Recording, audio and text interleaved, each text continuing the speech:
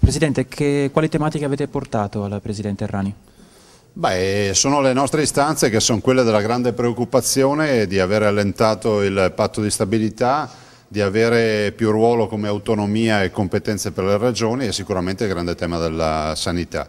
In generale dico che il Veneto ha 1 miliardo e 300 milioni di euro bloccati dal patto di stabilità e abbiamo la necessità di pagare i nostri fornitori. Il tempo medio di pagamento oggi delle fatture è di 429 giorni a causa di una legge ingiusta approvata a livello nazionale che si chiama patto di stabilità.